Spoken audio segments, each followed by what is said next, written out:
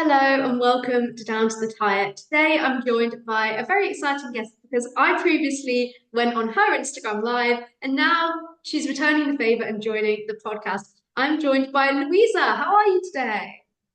Hi, I'm great. Thank you so much for having me. It was an honor to have you on my Instagram. So now I'm grateful to be here. Thank you. And obviously, we've battled the time zones twice now to make this work. Obviously, the first time when I came on your Instagram Live. But do you want to just tell my viewers a little bit about you, who you are, where you're from? Obviously, we can see a certain Formula One driver in the background there, which might give away a little bit of a hint. Yeah, sure. So I'm from Brazil and I started watching motorsport like since a child, pretty much like everyone. And of course, being from Brazil, we had our Brazilian drivers. My parents grew up with Senna, so it was always a thing. And then when the Brazilian drivers were away, my parents stopped watching.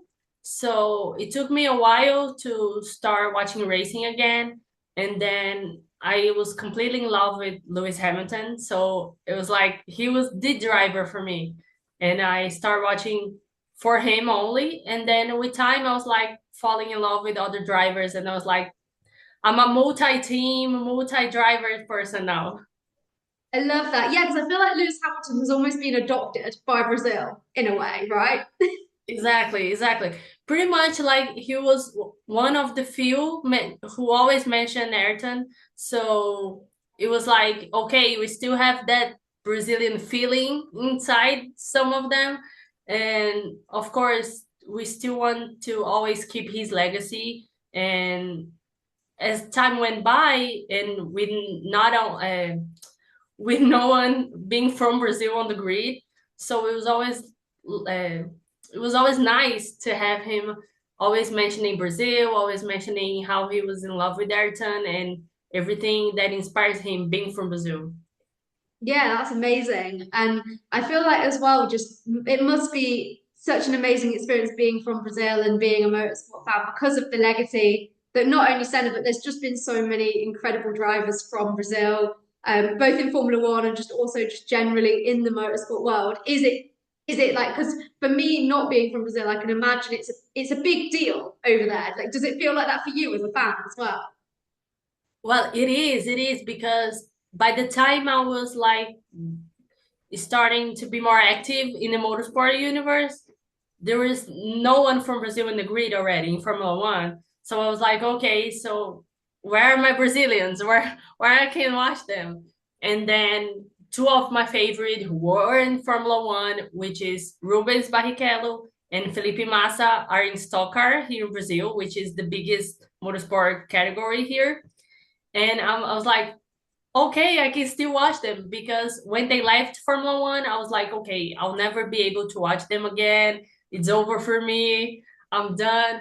And then my friend gave me a birthday ticket to watch them in Stock Car. And I was like, oh my God, I can really be here.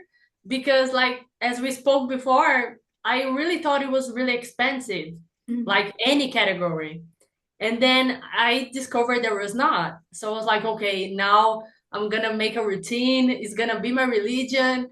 Every time there's a race here, I'm gonna be here. Is that kind of how you got into motorsport outside of Formula One and discovered other forms of racing beyond it? Yeah, for sure. Like after the first time I was there in Interlagos, which was a total mind-blowing experience because I was like, I found out a cheap category. I could watch my favorite drivers who I thought I would never be able to watch. And I was like really there on track. Like after watching so many years from on TV, I was actually there. So it was I always say like I've been there many times now, but I always say that every time I step foot in there, it's just like the first time. The energy is like the first time, the amazing feeling of being there. And Interlagos has so many history in Formula One and in motorsport in general. So it's really an amazing experience. And I really made it a thing for me to never miss a category. So the ones I missed this year, it was because I was ill.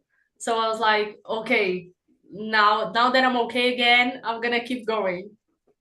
I'm such a big promoter of making people aware that motorsport, there are so many series that are accessible to attend. Financially, obviously we know Formula One isn't the easiest to be going to. And I always love to hear people's experiences of discovering that even, yeah, F1 might be beyond their budget, which it is for a lot of people because of how expensive the tickets are nowadays. But there's still so much motorsport you can experience. Even at the same tracks even as F1, as you've proven.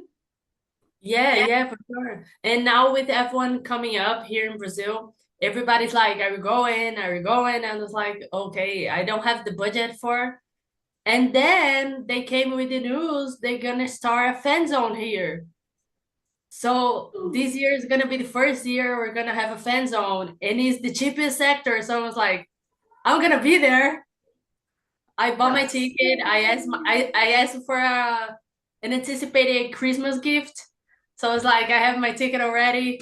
I'm gonna sleep at the line. I'm gonna be the first one on the grid, ready to put up my poster for them to see in the stage. It's gonna be my moment. That's so exciting. I'm so happy for you. What do you think the experience is going to be like? As someone, I've personally never been to an F1 race. I've never visited Interlagos. What's your expectation from the event? Like, what do you think it's going to be like? Well, I was in F1 last year. In 2022, in the end of 2022, I was like, I don't know how, but I'm gonna be in F1 next year. I didn't had a job. I didn't had like freelances work going on. I was like, I just know I'm gonna be there. It's gonna happen. And then the year went by, like half of the year went by. I was still not working, still nothing. And then I was volunteer in an event, in a technology event, which was the kind of area that I was studying at the moment. And then a month later, while I was traveling on vacation, a friend of mine came up with a job vacancy in her firm, and I was like, yes, I need it right now. And then in a couple of months I make the money, so when the tickets came along I was like, okay, I'm gonna grab them now. And for me it was in the best sector, which is sector A, because of course it's not covered, so we're by the sun and everything, but it's the one closest to the grid. And especially being expensive as the tickets are, to me the cost benefit is to be closer as them as possible, because if I cannot be in the paddock, I have to be closer to the grid. And of course in sector A you grab the end part of the starting grid, so it's pretty much like Stroll, Sargent, and Albon. But it was an amazing experience to be that close to the cars and the engineers, the mechanics, the drivers. And on the drivers parade, I was like, okay, they're gonna all gonna be staring at us. We have to do something. So a friend of mine, like we all were closer to the grid as we possibly could. And another person who was seated in the grandstand had this big giant Roscoe head. So I was like, hey friend, come along. It's our moment. Like Louis is gonna see this. So she joined us. We pressed the Roscoe head on the grid. So by the time he came along, he was holding a Brazilian flag and waving at everybody. So we were screaming so much for them to see the head. Then when he saw it, he pointed like right at us. And I was like, okay, mission one completed. Let's do it. So he was one of the first ones that came along, and then Lando came along, and I was wearing my papaya bucket hat, and I yelled it again, and he was like, "Yeah, that's great!" And I was like, "Okay, my day's completed. Like I don't even need to watch the race." But it was like so cool because, of course, for me it was like a first time, and everything was being so great already. So the race started. I knew Mercedes, who was my first team, wasn't going to be that great. So I was like, okay, I'm gonna accepting pretty much everybody, but my least favorites to win. But my least favorite one. But I had Lando in second place, which was amazing too, and Alonso in third place, which was also great. And then after the race, we could enter the track. so we could watch the podium up close. And I was like, by the time I ran to the podium, I lost all my dignity. I lost all my voice. I was a total wreck. I started crying. And then they announced Alonso and I yelled for him. And they announced Lando, I yelled for him. And I think like for Alonso, I don't know, but for Lando, especially since he's one of the emotional drivers, he was not expecting to be that well received in the podium, I guess, or just not expecting so much love. So everybody was yelling so hard for him, and he was like kind of surprised, and it was an amazing experience. Well, we need to hope that your second experience of Formula One live is just as good then. What are your For predictions this time? Well, it's kind of hard. I'm kind of manifesting a Lando win, another one, because I mean, home race, I really want to see him win up close.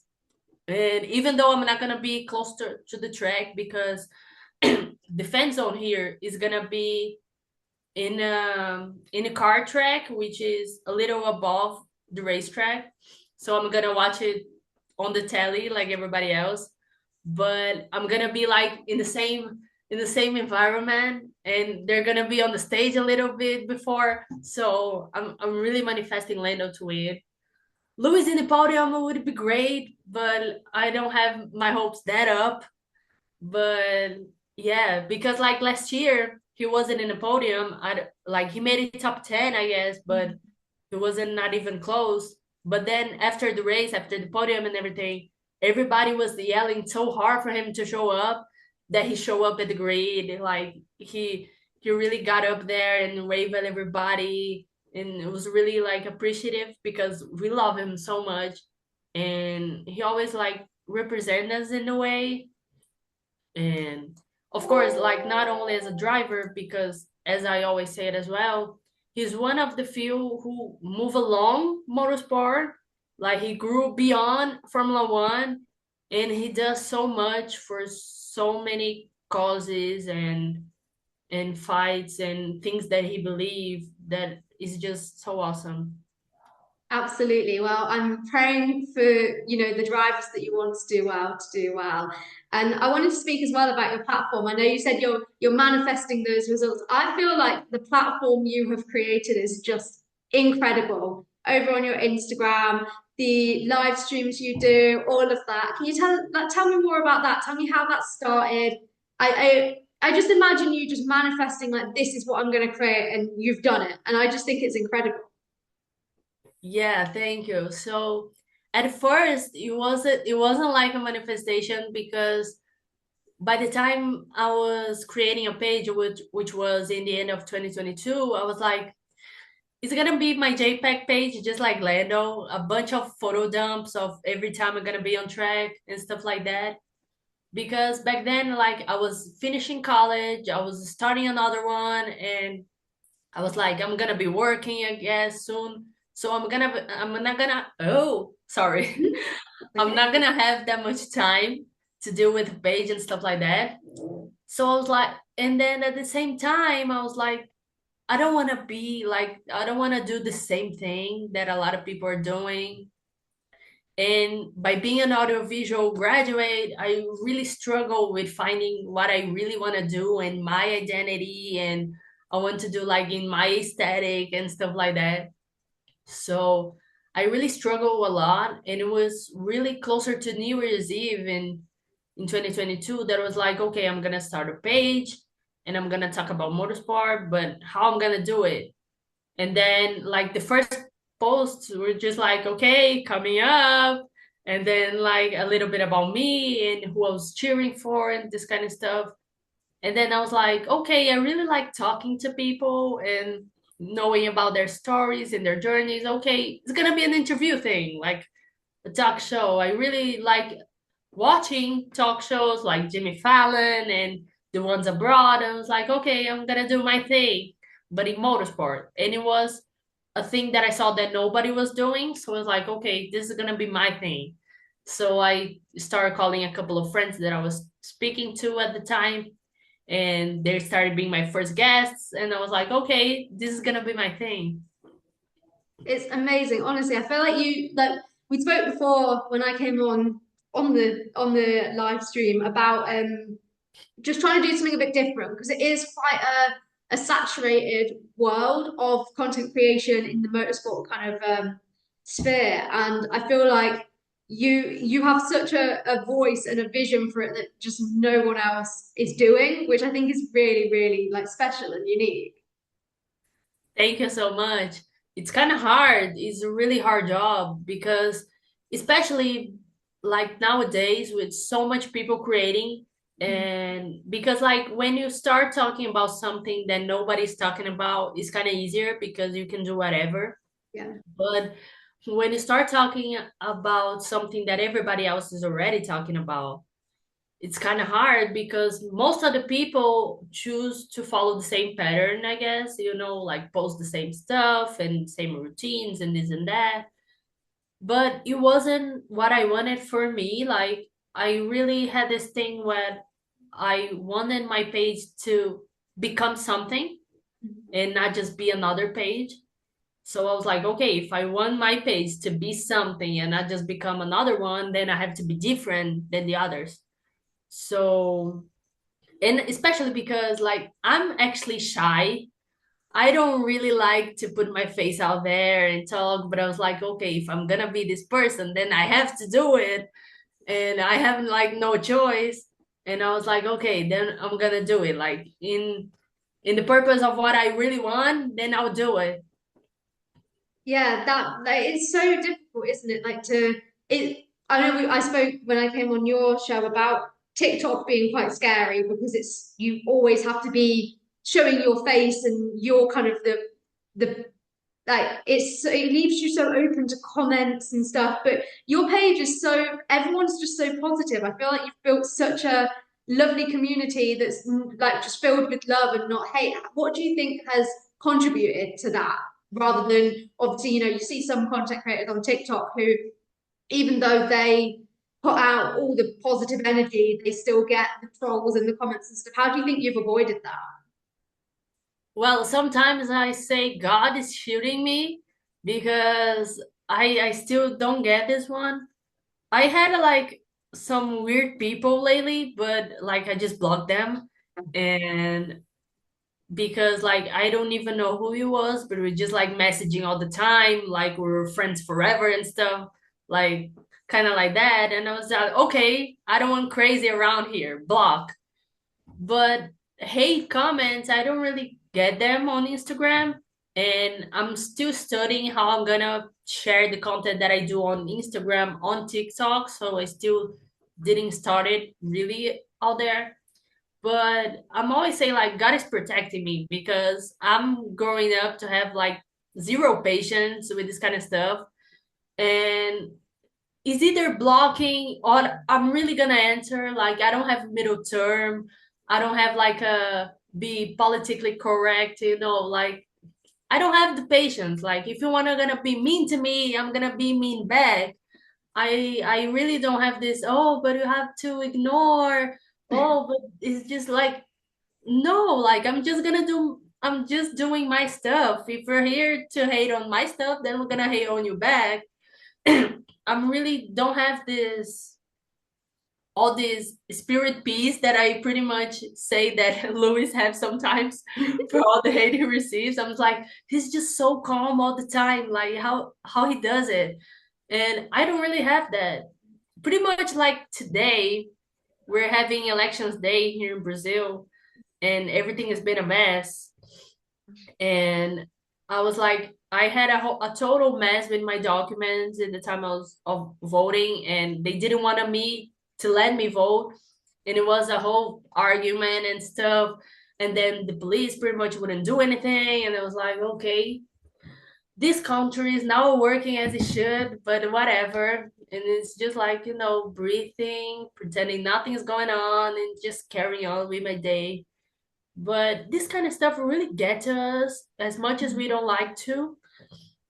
So we just kind of have faith in what we do, you know, because pretty much as it's all positivity, like you said in my page, I really struggle sometimes with like keep going and keep doing it, because pretty much when you don't follow like the same maybe gossiping side or the silly things that pretty much get more views or more engagement, you kind of feel like you're not going anywhere. So I really struggle with that, and especially because I'm an anxious person. So I really like to see results, and we live in an hour, like everything have to happen now and come back now and stuff like that. So I really try to separate things, as much as I take my page serious as a job. I always say like, I'm doing it for me. I'm doing it because I like to do it. Pretty much like as my books, I'm a writer also. So I'm always like I'm writing for myself. I'm writing because I love to write. I'm not doing for numbers. I'm not doing for like if people want to read my book, cool, they want it. If they want it, don't want it, that's fine as well. Because if you start to overthinking this stuff, it's gonna get you crazy. Yeah, I definitely agree. And I think that's really good advice for anyone who is either creating content or looking to create content as well. So I hope that helps someone who's listening, because it's so hard to not let yourself get into your own head and overthink things.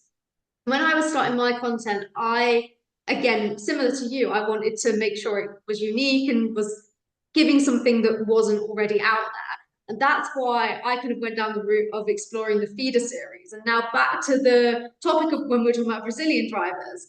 There are a lot of Brazilian drivers in the feeder series at the moment, whether they're going down the F1 route and it's looking likely that they're going to get into F1 one day, or whether they're exploring other options. Out of all the Brazilian drivers who are in the feeder series at the moment, who's on your radar? Who's impressing you the most? Well, for now, who is impressing me the most is Gabriel Bortoleto, who is the leader of F2 already, like in his rookie year. Like, like he's coming strong. And of course, here in Brazil, we're all manifesting his seat already.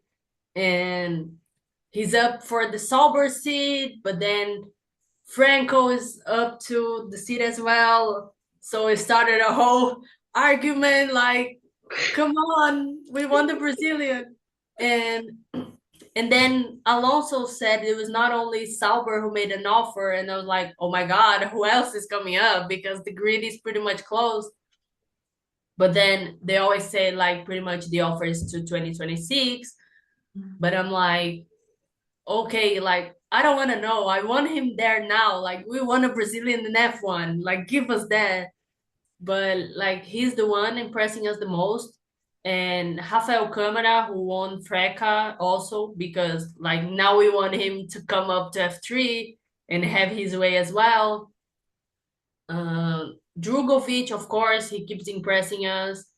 We were really sad when he spent like all this time pretty much in the freezer, being a reserve driver in Aston Martin. And then we find out like they kind of block him to accept other offers, which was really sad because he could be like winning so much already. And he spent some years waiting for like a promise that never came. So I'm pretty happy with him in WEC, and hoping that he makes like a great path if he really chooses to stay in WEC. He was also doing IndyCar tests as well, so I was like, okay, another open door. He deserves it. Like he's an amazing driver. Like the few times he took an F1 in free practice tests, like he showed how great he is and how powerful he is on track. So he's gonna do amazing yet. And Kyle Collette as well, who is in Indy next and already made Rookie of the Year, third in the championship, and is really coming strong as well. And pretty much like it's really to see that even though they don't make to F1, there's still these other open doors, and there's still other ways for them to still be in motorsports, still going to like top categories and not give up of racing because F1 didn't work out.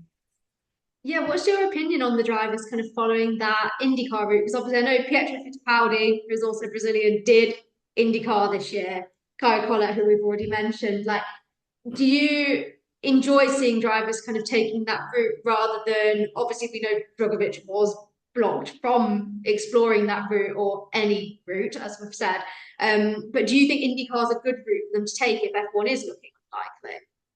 Well, for sure it is because like, but pretty much by the same time we were waiting for Drogovic to have a chance, we were waiting for Pietro as well when we heard that Huckenberg was leaving, and then like they renewed Pietro as a reserve driver in Haas, and I'm like, oh my God, like he's missing out Again. again.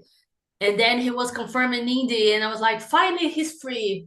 Finally he's gonna have his chance.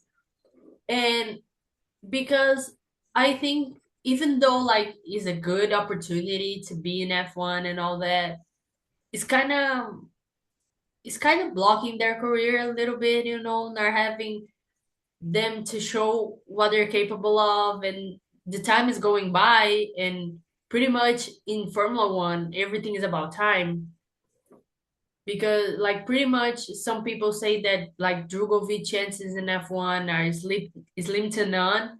So it's really sad to see that because of course he's really young yet, but like they're kind of blocking his career. So Pietro in Indy was amazing because like it was pretty much when Tony left. So it's like, okay, a Brazilian left, now we have another one. And like Tony's still there, like he was, you know, promoted as director on McLaren, and then he's still driving in all these events. So we always having our little piece of Brazil on track. And we really like to see them having the opportunities, you know, because like pretty much it's so hard to fight. And I say like this in pretty much all areas here in Brazil. Like when you want to go for talent, it's harder.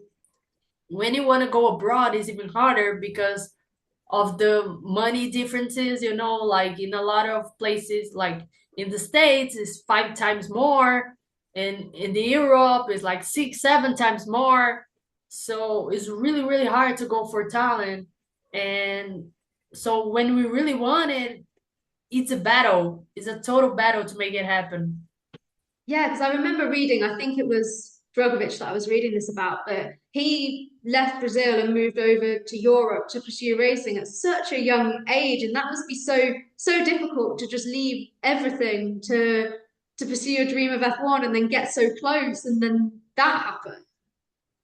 Yes, yes, it's really like heartbreaking because pretty much like the F1 drivers as well, when we hear about them, I think it was a con that came out lately. Like his parents didn't had any money for keep them Mm. in karting, so they're like they sold their house, they live in the van, like all these struggles to make it happen. And you're in the country where you can make it happen. So imagine when you're not, and it's like a lot of other factors that make it even harder. So it's really amazing to finally see them go for different routes and having different chances to be able to show them that they have what it takes, they have the talent, they only need the opportunity. Absolutely. And with Bortoletto as well, obviously, if he wins F2 this year, which is likely, he's leading it right now, of course, he could do the double and win F3 and F2 both in his rookie years. I mean, if what more can you do to get, you know what I mean? Like, what more can you do to get an opportunity?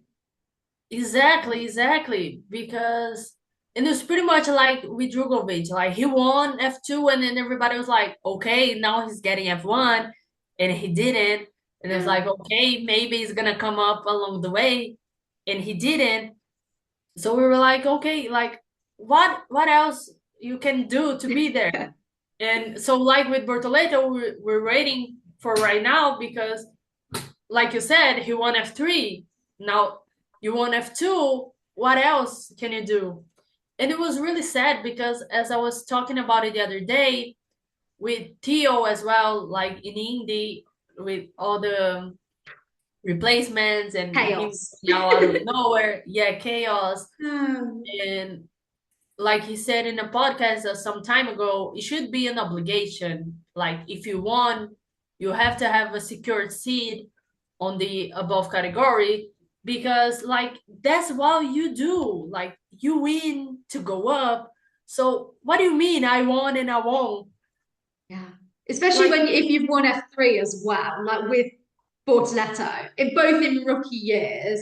I mean, I know a lot of people say with Drogovic, like, oh, it's because he won it in his third year rather than winning it in his first year, but also he did win it in such dominant fashion. I do feel like that argument kind of is like, well, he was miles ahead. There was no competition for him. exactly, Apart from exactly, Teo, but even then it wasn't that close. exactly. So it's really crazy because you never can make sense of what's going on, and you never can really understand what's going on because there's a lot of variables and factors and internal conversation that you never know why it did or it didn't happen. So we can only hope for the best. And I'm really, really grateful that nowadays they're exploring other routes and seeing there's other opportunities outside of F1, because I guess many drivers just disappear for thinking F1 was the EAT category, and kind of the thought that without F1 you pretty much can do anything else. So I'm really happy, and I hope even more drivers, not only the Brazilian drivers, but more drivers who don't get a chance in F1 can explore other routes as well. Yeah, because so many of them are so obviously talented enough not only to do F1, but clearly talented enough to just have a professional career in racing, wherever that might be. And I feel like I think this whole argument that F1 is the pinnacle of motorsport is kind of people aren't buying that as much anymore. I think people are realizing that it's a great series, but the alternatives are also brilliant. Like IndyCar we've mentioned, WEC we've mentioned, there's also Formula E, which is a popular alternative. I know a lot of them have started doing the European Le Mans series as well. A lot of the drivers who, like Fred Vesti, who didn't get an F1 opportunity. I feel like there are so many brilliant options that, yeah, it might not be F1, but it's still a professional career in racing cars, which is still a pretty good outcome.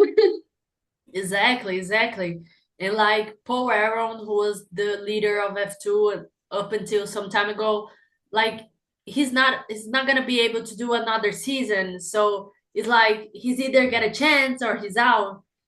And I pretty much think that they're not gonna give him a seat in F1. So he really has to go for another category or he's gonna disappear as well. And I think this is really sad. I really hope he finds his shot in another category.